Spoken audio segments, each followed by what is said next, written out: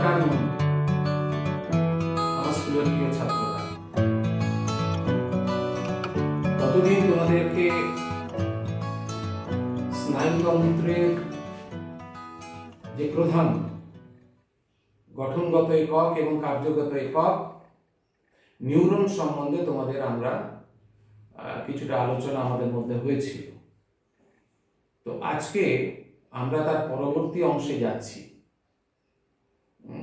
সবাই মন দিয়ে শুনবে এবং পরবর্তী ক্ষেত্রে যদি কোনো কারোর ডাউট থাকে ক্লাসের শেষে আমি সময় দেব, সেক্ষেত্রে তোমরা তোমাদের ডাউটগুলো প্লেস করতে পারো।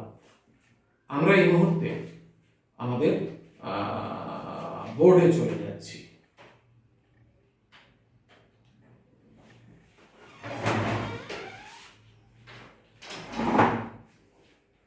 বোর্ডে এই মুহূর্তে তোমরা দেখতে পাচ্ছ যে একটি বিশেষ ধরনের মানব দেহের প্রাণী কোষকে এখানে প্লেস করা হয়েছে এবং এই প্রাণী কোষটাকে আমরা বলছি নিউরন,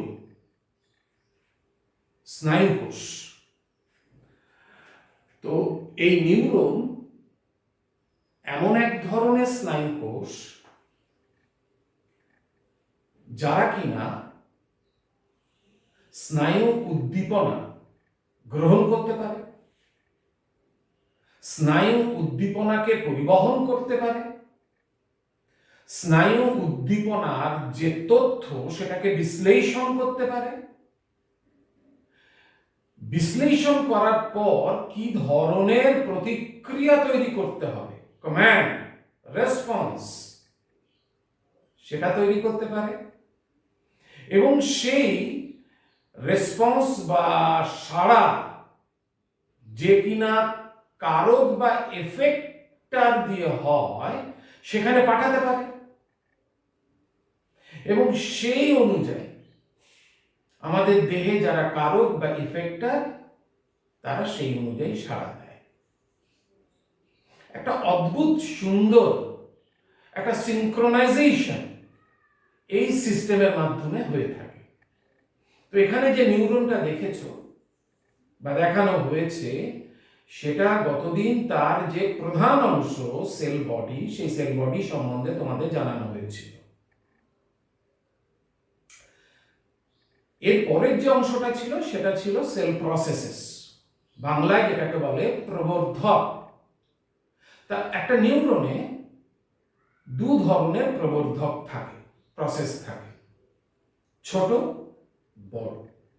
লম্বায় যদি ছোট হয় তখন সেই প্রবর্ধককে আমরা কি বলবো? ডেনড্রন। তাহলে এখানে তোমরা ছোট প্রবর্ধক হিসেবে এই যে অংশগুলো দেখতে পাচ্ছ সেল বডি থেকে যেগুলো নির্গত হয়েছে সেই ছোট প্রবর্ধকগুলোর নাম দাও তোমরা ডেনড্রন।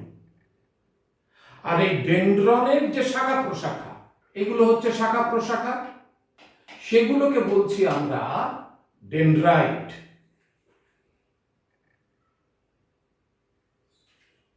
এখন ডেনড্রন তার ভেতরে কি আছে? তার বাইরের দিকটা প্লাজমা মেমব্রেন থাকবে এবং সেটা কার ইলংগেশন? সেল বডি বা কোষ দেহের ইলংগেশন। তাহলে ডেফিনেটলি বাইরের দিকে তার প্লাজমা মেমব্রেন থাকবে। কিরকম ভাবে থাকবে? ধরো আমরা যদি একটু বড় করে আঁকি, এই এই এটা যদি সেল বডির জায়গা হয় তাহলে এই জায়গাটা হচ্ছে ডেনড্রন। ডেনড্রনের শাখা প্রশাখা আমি এইভাবে ব্রাঞ্চ তৈরি করতে পারি, সেটার আবার ব্রাঞ্চ তৈরি করতে পারি। সুতরাং এগুলো হচ্ছে ডেনড্রাইট।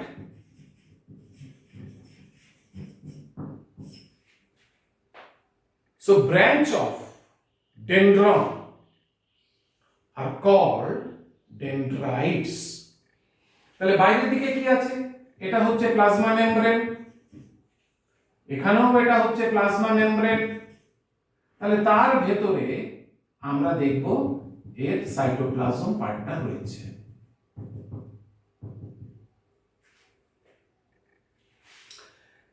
ডেনড্রন বা ডেনড্রাইটের মধ্যে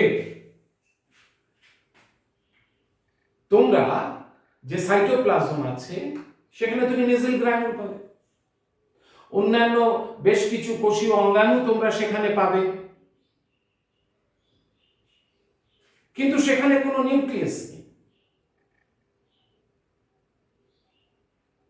ডেনড্রন বা ডেনড্রাইট এরা কি করে, অন্য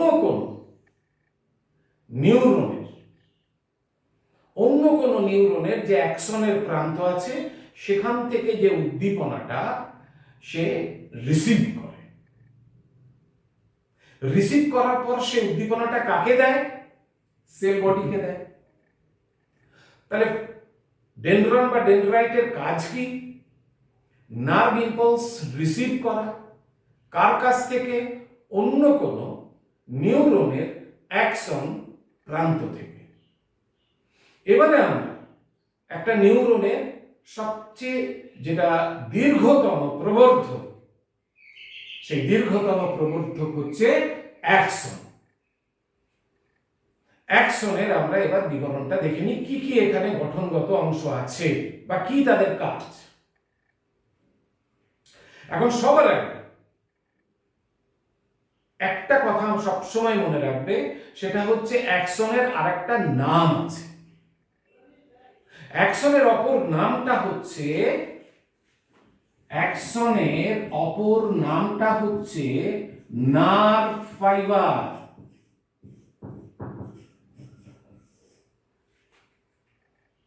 নার্ভ ফাইবার, স্নায়ুতন্তু। তাহলে যখনই তুমি বইয়ে স্নায়ুতন্তু শব্দটা পাবে, সঙ্গে সঙ্গে মনে রাখবে ওটা আর কিছুই নয়, ওটা হচ্ছে একটা নিউরনের অ্যাকশন।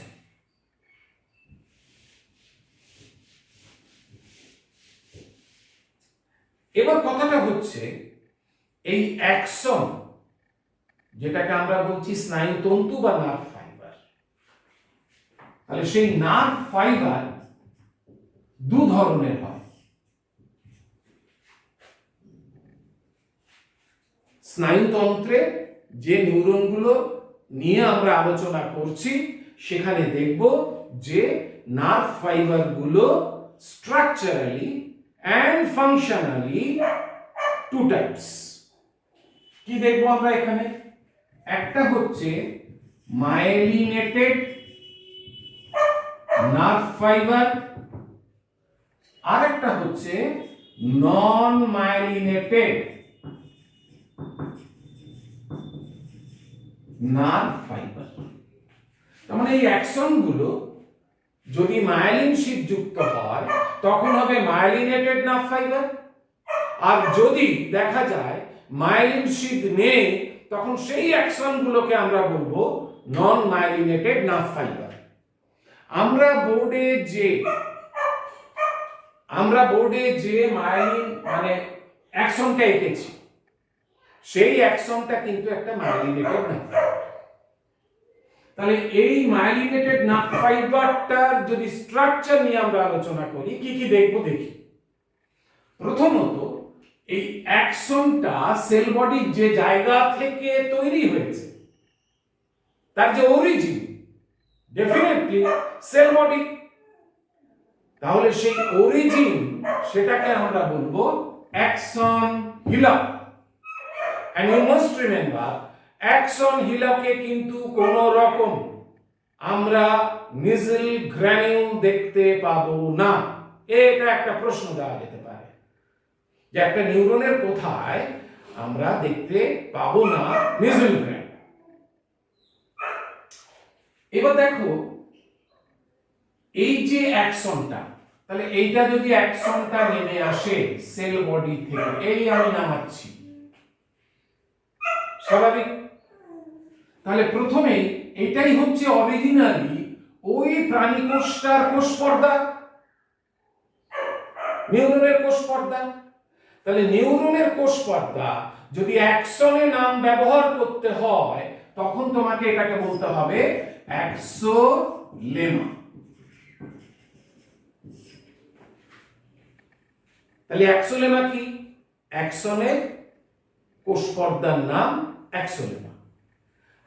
তাহলে চারিদিকে অ্যাক্সোলেমা রয়েছে, মাঝখানে যে স্পেস, সেখানে যে সাইটোপ্লাজমটা রয়েছে, সেই সাইটোপ্লাজমটার নাম দেব আমরা এক্সোপ্লাজম।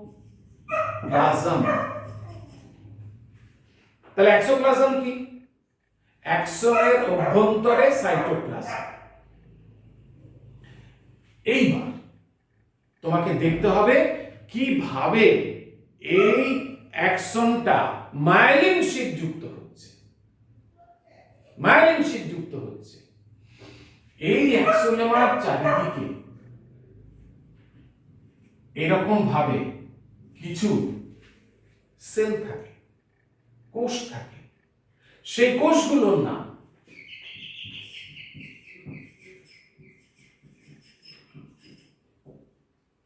Schwann sell. এরা না, এইটা যদি আমার একটা অ্যাক্সন হয়, চারিধারটা যদি তার অ্যাক্সোলেমা হয়, ভেতরে সাইটোপ্লাজমটা যদি অ্যাক্সোপ্লাজম হয়, এর গায়ে জড়িয়ে জড়িয়ে থাকে কে? Schwann কোষগুলো। এই Schwann কোষ থেকে এক ধরনের লিপিড নির্গত হয়। সেই লিপিডের যে চাদরটা, তাহলে দেখো এইটা হচ্ছে সেই লিপিডের চাদর, লিপিডের চাদর, লিপিডের চাদর। এই লিপিডের চাদরটাকে আমরা নাম দেব, লিপিডের চাদরটাকে আমরা নাম দেব, এই যে লিপিডের চাদর, সেইটাকে আমরা নাম দেব মাইলিন শীট। এবার প্রশ্ন হচ্ছে, এইটা যদি আমার অ্যাকশন হয়, তাহলে চারিদিকে কি লিপিডের চাদরটা দেব? না, ইনকমপ্লিট।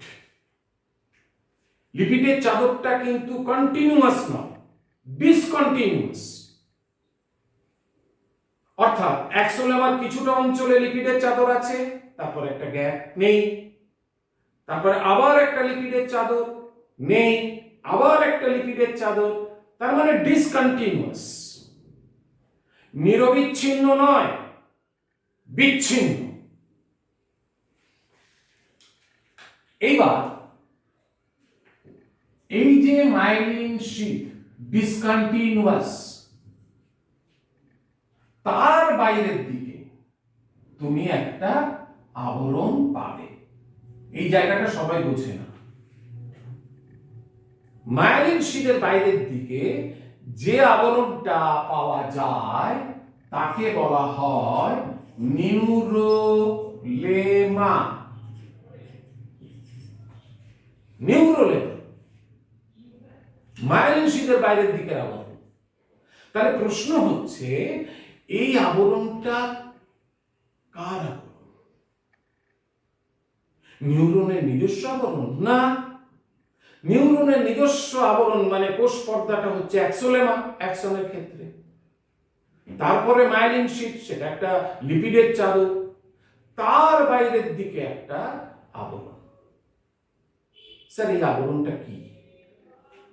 এটাও কিন্তু কোষ পর্দা। কার কোষ পর্দা? আমরা বললাম অ্যাক্সোলেমার চারিদিকে জড়িয়ে জড়িয়ে কে থাকে? Schwann কোষ থাকে। এই Schwann কোষের যে কোষ পর্দা, সেটাই কিন্তু প্রকৃত অর্থে নিউরোলেমা। নিশ্চয়ই আর ভুলবে না, অত্যন্ত গুরুত্বপূর্ণ। তাহলে Schwann কোষের কোষ পর্দাকে বলা হয়ে থাকে নিউরোলেমা। এবার তুমি ভালো করে লক্ষ্য করো, যে যে জায়গাগুলো মায়োলিন শীট বিচ্ছিন্ন, যেখানে মায়োলিন শীট নেই অ্যাক্সোলেমার গায়ে, সেই অঞ্চলটার একটা নাম দেওয়া হয়েছে। কি নাম দেওয়া হয়েছে? Node of র্যানভায়ার।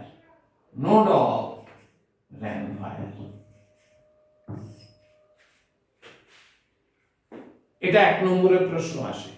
Nod of Ranvier কাকে বলে? তোমার উত্তর হবে মায়োলিনেটেড স্নায়ুতন্তুতে অ্যাক্সনের অ্যাক্সোলেমার যে জায়গায় মায়োলিন শীথ থাকে না, প্রায় 1 মিলিমিটার গ্যাপ, এটা সেই অঞ্চলটাকে বলে নোড অফ র্যানভিয়ার। তাহলে এখন প্রশ্ন হচ্ছে যে মায়োলিন শীথ যদি অ্যাক্সনে থাকে আর সেই নার্ভ ফাইবারটাকে যদি আমরা মায়োলিনেটেড নার্ভ ফাইবার বলি, তাহলে মায়োলিন শীথটা কেন তৈরি হলো? অর্থাৎ এই ধরনের স্নায়ুতন্তু তৈরি করার পেছনে উদ্দেশ্যটা কি? উদ্দেশ্য আছে। মায়োলিন শীথ এটা হচ্ছে একটা ইনসুলেটর হিসেবে কাজ করে। অর্থাৎ মায়োলিন শীথের মধ্য দিয়ে কোন রকম স্নায়ু উদ্দীপনা তৈরি করার জন্য যে আয়নের আদান প্রদান সেটা হয় না।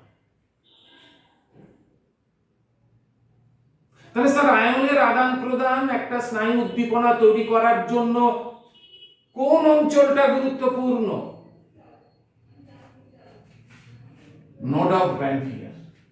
নোড অফ র্যানভিয়ার এই জায়গাগুলোর মধ্য দিয়ে আয়নের আদান প্রদান হয়, যা দিয়ে কিনা নিউরনে একটা নার্ভ ইম্পালস বা স্নায়ু উদ্দীপনা তৈরি হয়।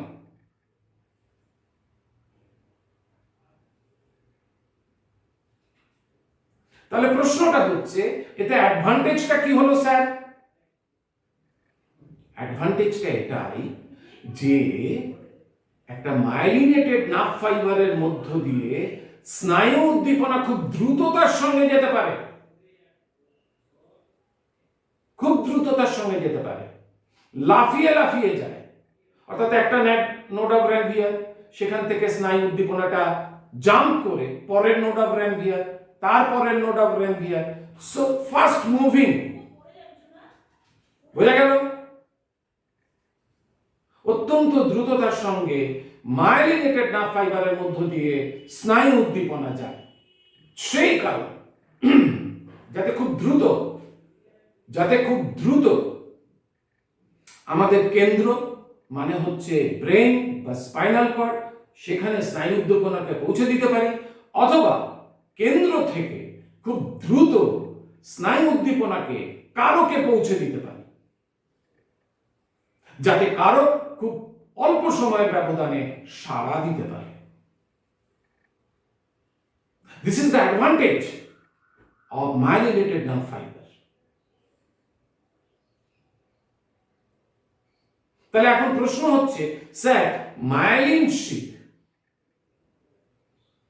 এটা তাহলে তৈরি করার জন্য যে কোষ দায়ী তার নাম আমরা পেলাম সোয়ান সেল। প্রশ্ন হচ্ছে, আর কোন কোষ আছে স্যার মায়োলিন শীথ তৈরি করে? নাম লিখে নাও। সেন্ট্রাল নার্ভাস সিস্টেমে,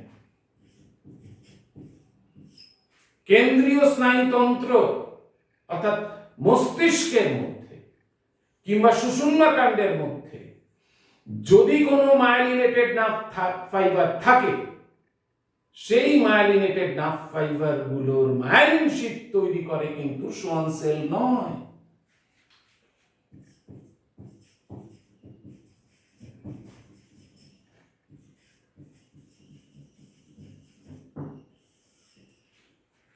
বিশেষ ধরনের নিউরোগ্লিয়া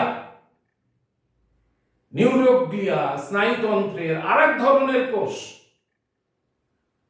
সেই নিউরোগ্লিয়াদের মধ্যে একটা টাইপ হচ্ছে অলিগোডেন্ড্রোগ্লিয়া। I repeat, অলিগোডেন্ড্রোগ্লিয়া। এই কোষ আমাদের কেন্দ্রীয় স্নায়ুতন্ত্রে মায়োলিনেটেড নার্ভ ফাইবারে মায়োলিন শীথ তৈরি করে। তাহলে আমরা দুটো কোষের নাম পেলাম, এক সোয়ান সেল, দুই অলিগোডেন্ড্রোগ্লিয়া, যারা কিনা মাইলিন শীট তৈরি করে। এবার আমরা কি দেখব না, এই যে অ্যাকশন, খুব রেয়ার কেসে অ্যাকশন থেকে শাখা তৈরি হতে পারে মাঝ বরাবর। তার মানে আমি এখান থেকে তোমার একটা শাখা যদি তৈরি করি, দেখো এই শাখা তৈরি করলাম,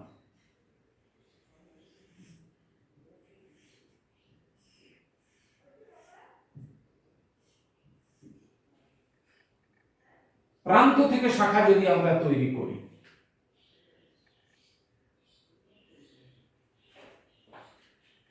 এটা এক ধরনের শাখা ব্রাঞ্চিং।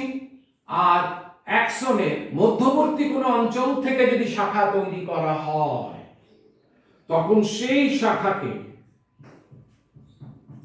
এটা রেয়ার, সেই শাখাকে, এটাও মাইলিনেটেড,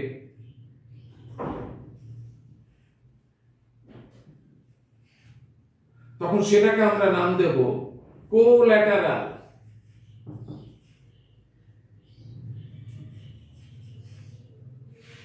সেই শাখাটার নাম দেব আমরা কোল্যাটারাল।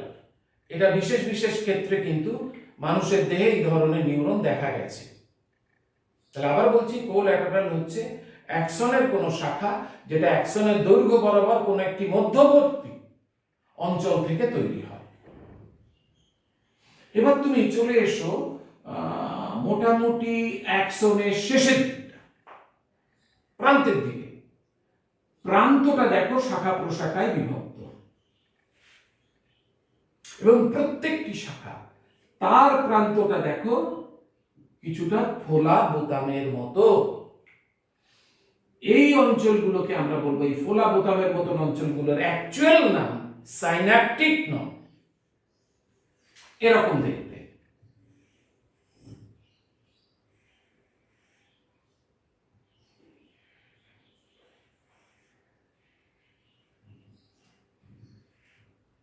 এই যে প্রান্তটা, এই প্রান্ত থেকে আবার শাখা প্রশাখা, সেই শাখা প্রশাখাগুলোর প্রান্তে আমি এরকম দেখছি। অ্যাকচুয়ালি দেখতে একটা যদি তুমি সাইন্যাপটিক নব লক্ষ্য করো, তাহলে তুমি এইরকম পাবে, লাইক দ্যাট, ফোলা।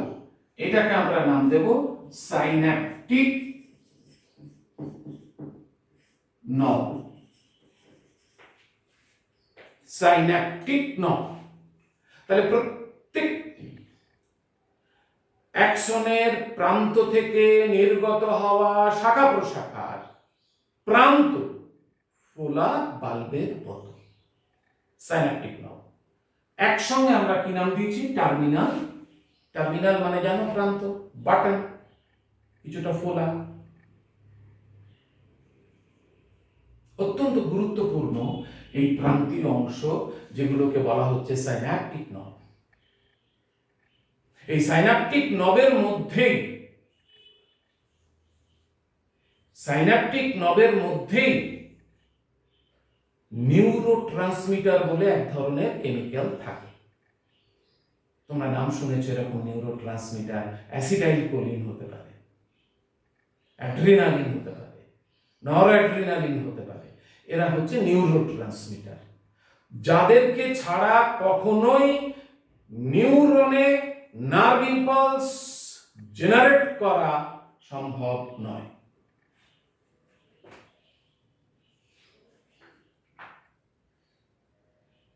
তাহলে একটা অ্যাকশনের কাজ কি? অ্যাকশনের কাজ হচ্ছে নার্ভ ইম্পালস জেনারেট করা এবং সেটাকে কন্ডাক্ট করা, পরিবহন করা। তাহলে এইভাবে একটা নার্ভ ইম্পালস ক্রমশ নিচের দিকে নেমে আসবে, প্রান্তে চলে আসবে। সেখান থেকে নার্ভ ইম্পালসটা পরবর্তী নিউরনে নিয়ে যাওয়ার জন্য নিউরোট্রান্সমিটারের দরকার হবে। তাহলে মাই ডিয়ার স্টুডেন্ট, এই ধরনের অসংখ্য কোষ কত হতে পারে আমাদের, মোটামুটি নিউরনের একটা সংখ্যা তোমাদের যদি বলা যায় তাহলে আমরা দেখব মিলিয়ন মিলিয়ন এরকম রয়েছে।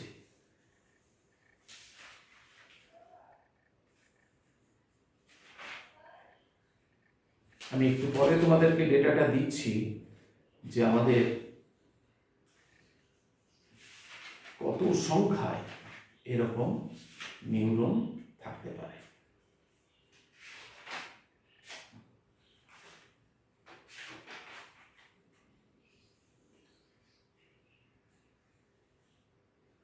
এবং আমাদের যে টোটাল নাম্বার অফ নিউরন তার 10 টাইমস হচ্ছে নার্ভাস সিস্টেমের আর এক ধরনের কোষ, যাকে আমরা বলে থাকি নিউরোগ্লিয়া।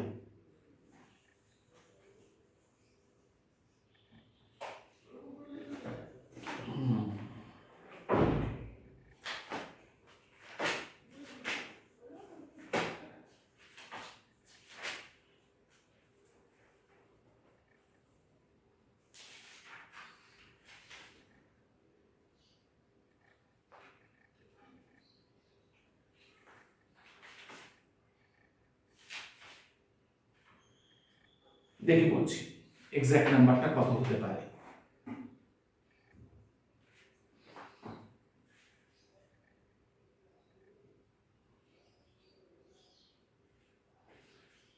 এরপরে দেখো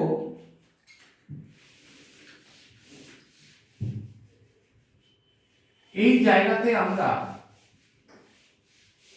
তুমি যদি প্রশ্ন করো যে স্যার আপনি তো মায়োলিনেটেড নার্ভ ফাইবার দেখালেন, তাহলে নন মায়োলিনেটেড নার্ভ ফাইবারটা ভেরি সিম্পল।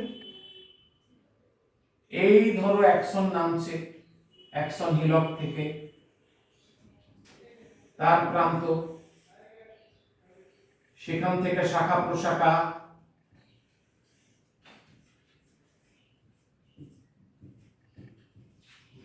তাহলে এটা হচ্ছে অ্যাক্সোলেমা,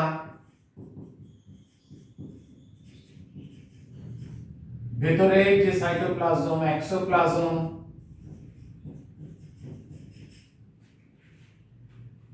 তাহলে অ্যাক্সোলেমার বাইরের দিকে কি মাইলিন শিট আমরা পাবো? না, পাবো না।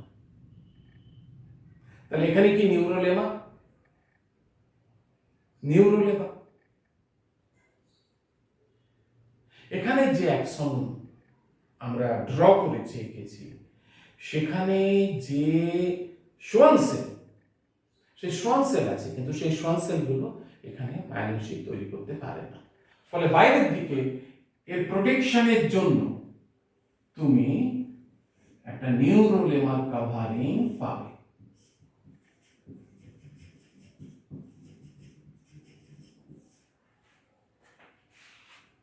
তাহলে বিষয়টা কি দাঁড়ালো? মাইলিন শিট নেই, মাইলিন শিট আছে। একদম বাইরের আবরণটার নাম কি? নিউরোলেমা।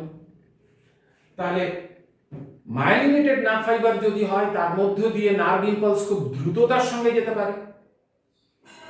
নন মাইলিনেটেড নার্ভ ফাইবার,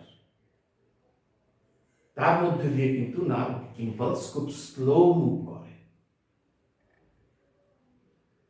খুব স্লো মুভ করে। সো অ্যাডভান্টেজ সবসময় আমরা দেখব মাইলিনেটেড নার্ভ ফাইবারের মধ্যে। তাহলে এখন প্রশ্ন হচ্ছে যে স্যার অতিরিক্ত তথ্য, এটা তোমাদের বইয়ে নাও পেতে পারো,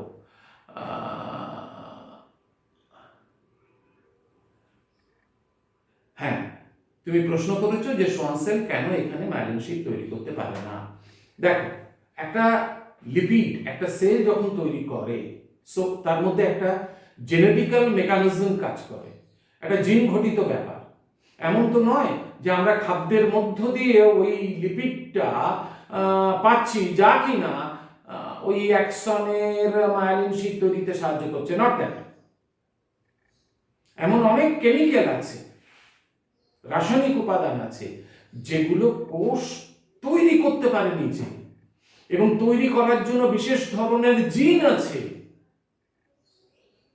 তাহলে এই যে নিউরন, যেগুলো মাইলিনেটেড নার্ভ ফাইবারের আন্ডারে যে সোয়ান কোষগুলো, সেই জিন সে অর্জন করেছে, সেই জিনের মাধ্যমে সে ওই মাইলিন শিট তৈরি করার জন্য যে লিপিড, সেটা সিনথেসিস করছে। ওয়ারেস যেগুলো নন মাইলিনেটেড নার্ভ ফাইবার,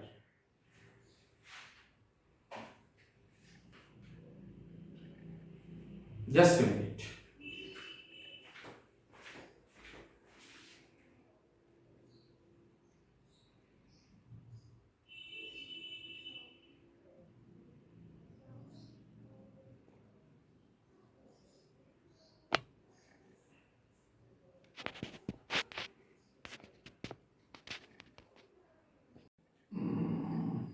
আশা করি তোমাদের ডাউটটা ক্লিয়ার হয়েছে যে সোয়ান সেল কোনো জায়গায় মাইলিন শীট তৈরি করতে পারছে, আবার কোনো জায়গায় তৈরি করতে পারছে না, পুরোটাই হচ্ছে একটা জেনেটিক্যাল মেকানিজম। তাহলে এবার আমরা যে বিষয়টা নিয়ে আলোচনা করব, যে এই যে নিউরন, ধরো মানে কি অদ্ভুত, তোমার গায়ে যদি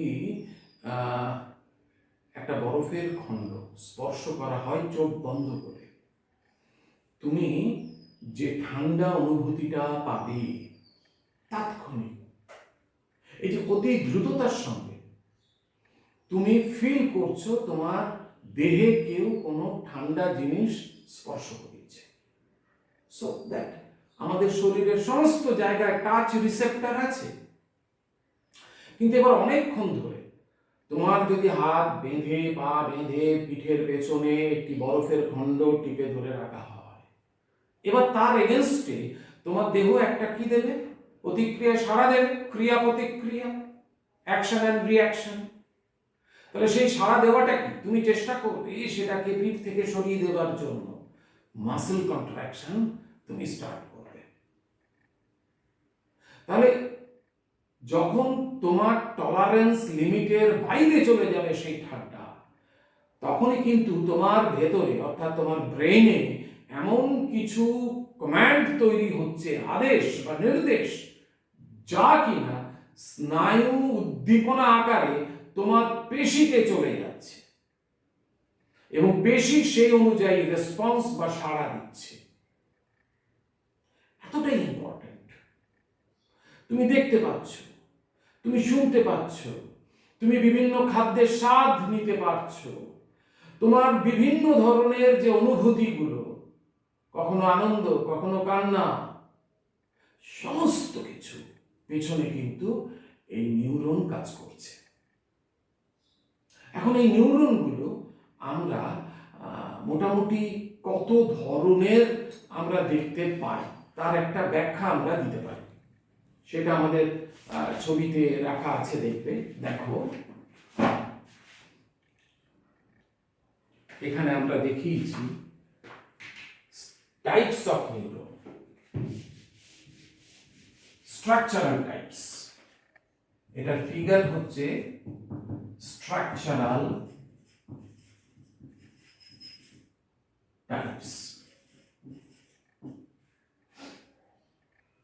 তুমি প্রথম যে নিউরনটা দেখো, এই নিউরনটার কোন প্রান্ত বা পোল থেকে কোনো প্রসেস বা প্রবর্ধক নির্গত হয়নি, তখন এটাকে আমরা নাম দেব অ্যাপোলার।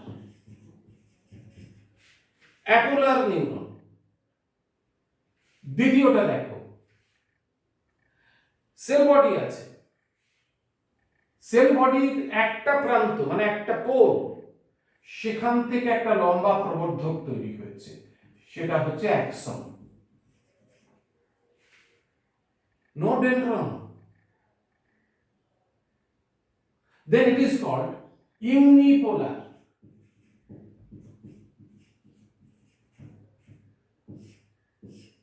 Unipolar. থার্ডটা দেখো, সেল বডি, সেল বডি থেকে একটা কমন একটা প্রবর্ধক বেরিয়েছে, সেই প্রবর্ধকটা ব্রাঞ্চ করেছে, সেই ব্রাঞ্চিং এর একটা যদি ডেনড্রন হয় আর একটা হবে অ্যাক্সন।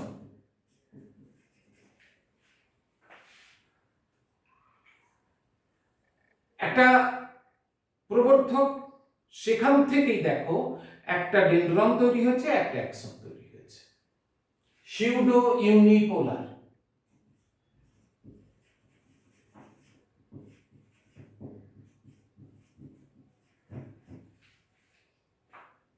একটা প্রান্ত থেকে, সিউডো ইউনিপোলার। পরেরটা দেখো, সেল বডির দুটো পোল, দুটো প্রান্ত, তার একটা হচ্ছে ডেনড্রন আর একটা হচ্ছে অ্যাক্সন।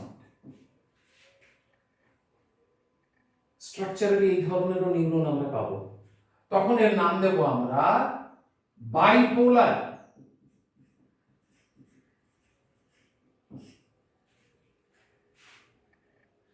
একদম শেষেরটা দেখো, সেল বডি, সেই সেল বডির বিভিন্ন প্রান্ত থেকে অনেকগুলো ডেনড্রন, একটা axon. So this are dendron, axon. অনেকগুলো ডেনড্রন, একটা অ্যাক্সন, সেল বডির অনেকগুলো পোল বা মেরু থেকে, তখন সেটাকে আমরা বলবো multi polar.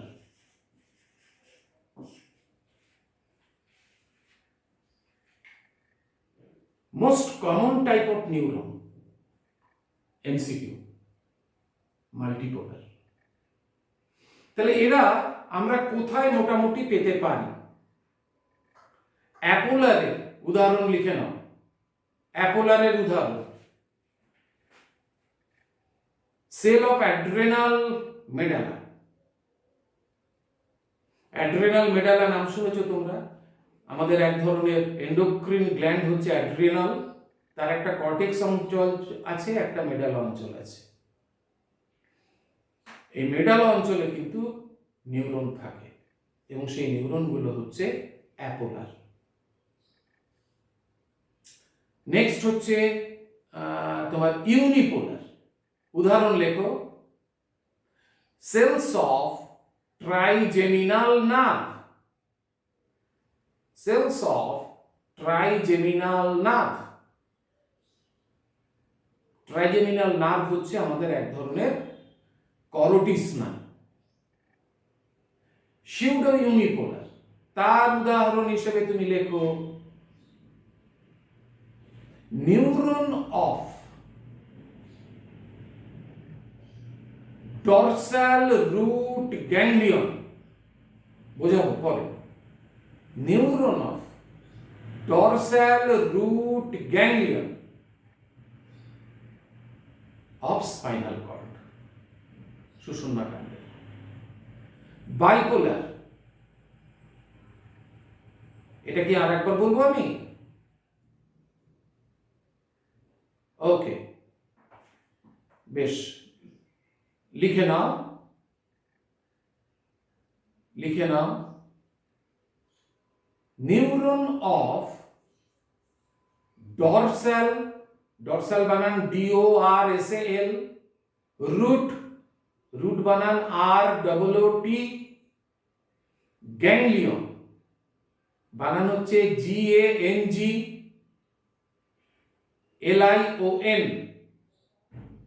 Dorsal root ganglion of spinal cord. Spinal কর্ডের ইংরেজি বাংলা হচ্ছে সুষুম্না কাণ্ড। সুষুম্না কাণ্ডে ডরসাল রুট গ্যাংলিয়ন থাকে, সেখানে যে নিউরন পাবে তুমি সেগুলো হচ্ছে, আমরা বলতে পারি তারা বাইপোলার। আর কি পড়ে রইল? নিউরন, ওটা হচ্ছে তোমার সিউডো ইউনিপোলার। এবারে উদাহরণ লেখো বাইপোলার।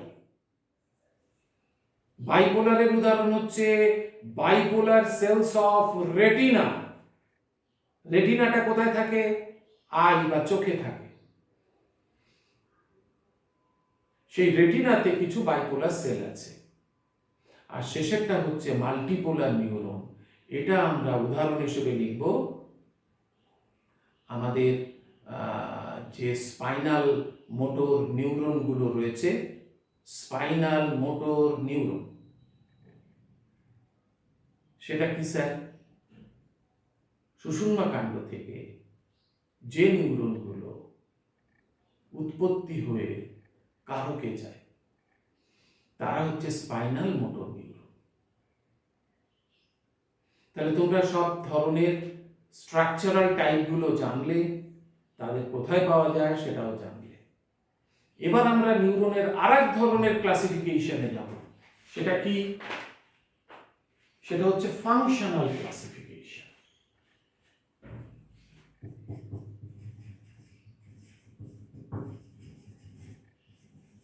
মিউট করে দাও। ফাংশনাল ক্লাসিফিকেশন, ছবি দেখো, এই একটা নিউরন,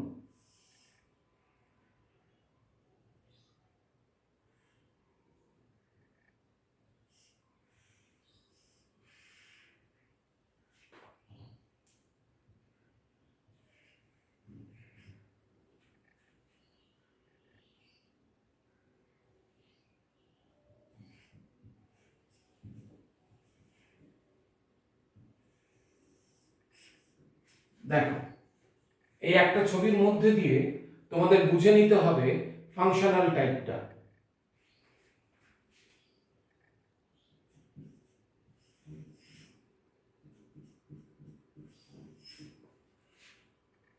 প্রথমে আমরা যে নিউরনটা দেখাচ্ছি, রিসেপ্টর, বাংলা হচ্ছে গ্রাহক। গ্রাহক থেকে স্নায়ু উদ্দীপনা নিয়ে সেই স্নায়ু উদ্দীপনাকে যে নিউরন সেন্টারে নিয়ে যাবে, এটা হচ্ছে সেন্টার। সেটাকে এখানে সেন্টার মানে হয় ব্রেন অর স্পাইনাল কর্ড।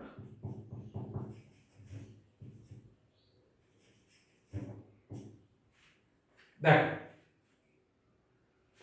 গ্রাহক থেকে স্নায়ু উদ্দীপনা যে নিউরন কেন্দ্রে নিয়ে যায় সেই নিউরনের নাম দেব আমরা সেন্সরি নিউরন। বাংলা হচ্ছে সংজ্ঞাবহ নিউরন। 2 নম্বর হচ্ছে যে নিউরন কেন্দ্র থেকে নির্দেশকে, এফেক্টটা বা কারকে নিয়ে যায় সেই নিউরনকে আমরা দেব motor neuron.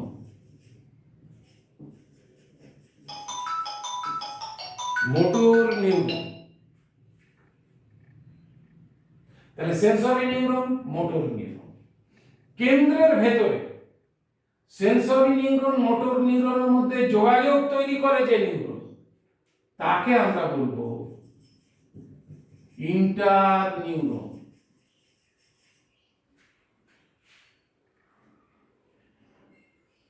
Sensory neuron, inter neuron, motor neuron.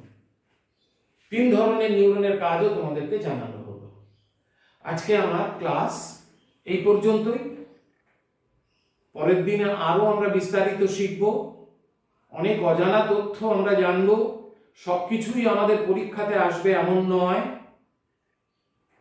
একটি কথা মনে রাখবে সারা জীবন, যতদিন শিক্ষার্থী থাকবে, পড়াশোনাটা পাশ করার জন্য নয়, পড়াশোনাটা হচ্ছে শেখার জন্য।